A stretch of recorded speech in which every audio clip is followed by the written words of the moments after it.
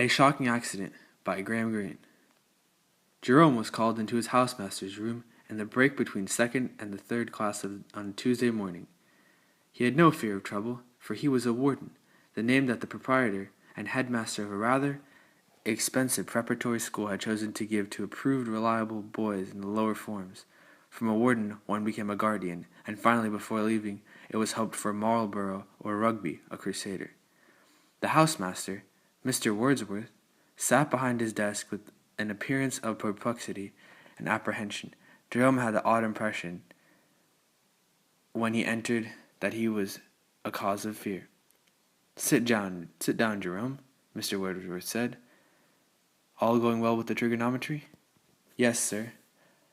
"I've had a telephone call for you, Jerome. From your aunt. I'm afraid I have bad news for you." "Yes, sir. Your father had an accident." "Oh." Mr. Wordsworth looked at him with some surprise. "A serious accident?" "Yes, sir." Jerome worshipped his father. The verb is exact. A man recreates God, so Jerome recreated his father, from a restless, widowed author into a mysterious adventurer who traveled in far places. Nice, Beirut, Majorca, even the Canaries. The time had arrived about his 8th birthday, when Jerome believed that his father either ran guns or was a member of the British Secret Service. Now it occurred to him that his father might have been wounded in a hail of machine-gun bullets. Mr. Wordsworth played with the ruler on his desk. He seemed at a loss how to continue. He said, "You know your father was in Naples." "Yes, sir." "Your aunt heard from the hospital today." "Oh." Mr. Wordsworth said with desperation, "It was a street accident." "Yes, sir." It seemed quite likely to Jerome that they would call it a street accident. The police, of course, fired first. His father would not take human life, except as a last resort. "I'm afraid your father was seriously hurt indeed." "Oh." "In fact, Jerome, he died yesterday, quite without pain." "Did they shoot him through the heart?" "I beg your pardon. What did you say, Jerome?" "Did they shoot him through the heart?" "Nobody shot him, Jerome. A pig fell on him."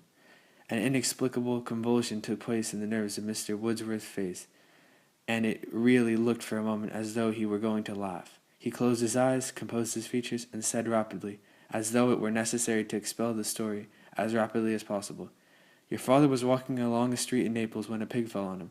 A shocking accident. Apparently in the poorer quarters of Naples they keep pigs on their balconies. This was one of the 5th floor. It had grown too fat. The balcony broke. The pig fell on your father." Mr. Wordsworth left his desk rapidly and went to the window, turning his back to Jerome. He shook a little with emotion. Jerome said, "What happened to the pig?" This was not callousness on the part of Jerome, as it was interpreted by Mr. Wordsworth to his colleagues. He even discussed with them whether perhaps Jerome was yet fitted to be a warden. Jerome was only attempting to visualize the strange scene, to get the details right. Nor was Jerome a boy who cried. He was a boy who brooded, and it never occurred to him at his preparatory school that the circumstances of his father's death were comic. They were still part of the mysteries of life. It was later, in his first term at his public school, when he told the story to his best friend, that he began to realize how it affected others. Naturally, after that disclosure, he was known rather unreasonably as Pig. Unfortunately, his aunt had no sense of humor. There was an enlarged snapshot of his father on the piano, a large sad man in an unsuitable dark suit, posed in Capri, with an umbrella to guard him against sunstroke. The Faraglione rocks forming the background. By the age of 16, Jerome was well aware that the portrait looked more like the author of Sunshine and Shade and Ramblers in the Balearics than an agent of the Secret Service. All the same, he loved the memory of his father. He still possessed an album fitted with picture postcards. The stamps had been soaked off long ago from his other collection, and it pained him when his aunt embarked with strangers on the story of his father's death.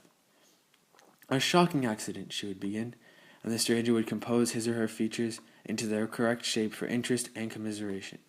Both reactions, of course, were false, but it was terrible for Jerome to see how suddenly, midway in her rambling discourse, the interest would become genuine. "I can't think how such things can be allowed in a civilized country," his aunt would say. "I suppose one has to regard Italy as civilized. One is prepared for all kinds of things abroad, of course, and my brother was a great traveler. He always carried a water filter with him. It was far less expensive, than buying all those bottles of mineral water. My brother always said that his filter paid for his dinner wine. You can see from that what a careful man he was. But who could possibly have expected, when he was walking along the Via Dotre Manuele Panucci on his way to the Hydrographic Museum, that a pig would fall on him? That was the moment when the interest became genuine. Jerome's father had not been a very distinguished writer, but the time always comes, after an author's death, when somebody thinks it is worth his while to write a letter to the Times literary supplement announcing the preparation of a biography, to asking to see any letters or documents, or receive anecdotes from friends of the dead man. Most of the biographies, of course, never appear. One wonders whether the whole thing may not be an obscure form of blackmail, and whether many a potential writer of a biography or thesis finds the means in this way to finish his education at Kansas or Nottingham. Jerome, however, as a chartered accountant, lived far from the literary world. He did not realize how small the menace really was, or that the danger period for someone of his father's obscurity had long passed. Sometimes he rehearsed the method of recounting his father's death so as to reduce the comic element to its smallest dimensions. It would be of no use to refuse information, for in that case the biographer would undoubtedly visit his aunt, who was living to a great old age with no sign of flagging. It seemed to Jerome that there were two possible methods. The first led gently up to the accident, so that by the time it was described the listener was so well prepared that the death came really as an anticlimax. The chief danger of laughter in such a story was always surprise. When he rehearsed his method, Jerome began boringly enough. You know Naples and those high tenement buildings? Someone once told me that the Neapolitan always feels at home in New York, just as a man from Turin feels at home in London, because the river runs in much the same way in both cities. Where was I? Oh yes, Naples, of course. You'd be surprised in the poorer quarters what things they keep on the balconies of those skyscraping tenements.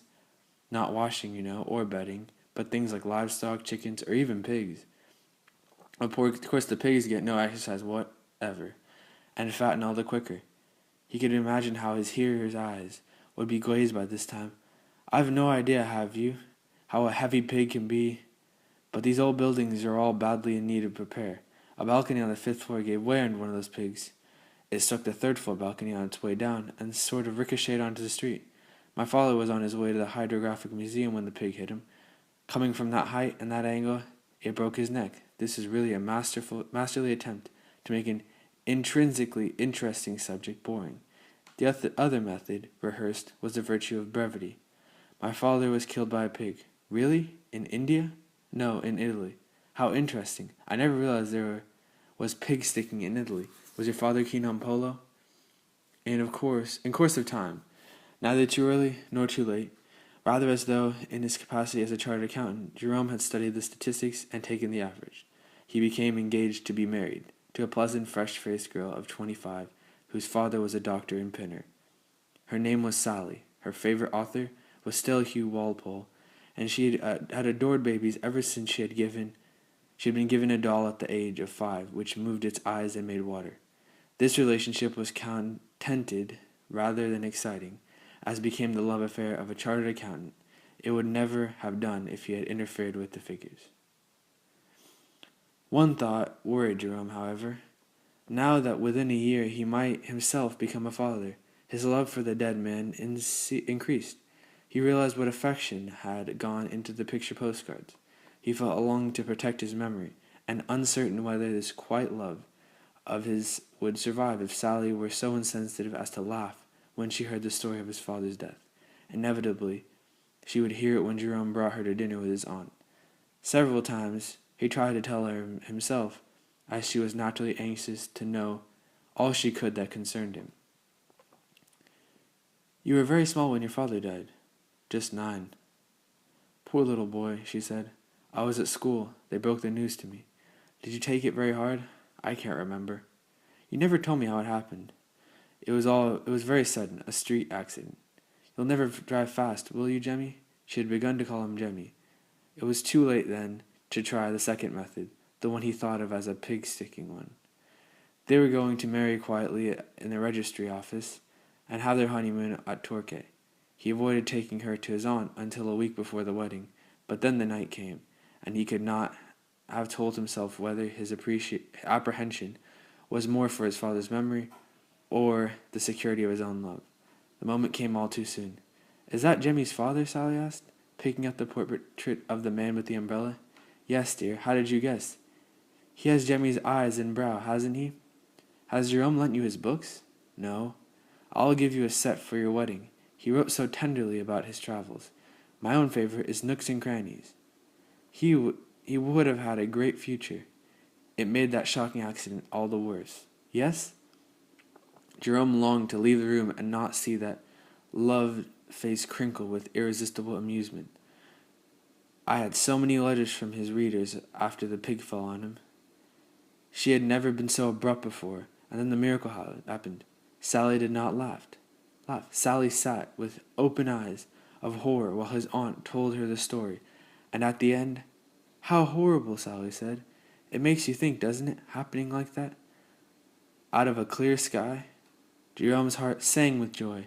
It was as though she had appeased his fear forever. In the taxi going home, he kissed her with more passion than he had ever shown, and she returned it. There were babies in her pale blue pupils, babies that rolled their eyes and made water. "A week today," Jerome said, and she squeezed his hand. "Penny for your thoughts, my darling." "I was wondering," Sally said, "what happened to the poor pig?" "They almost certainly had it for dinner," Jerome said happily, and kissed the dear child again.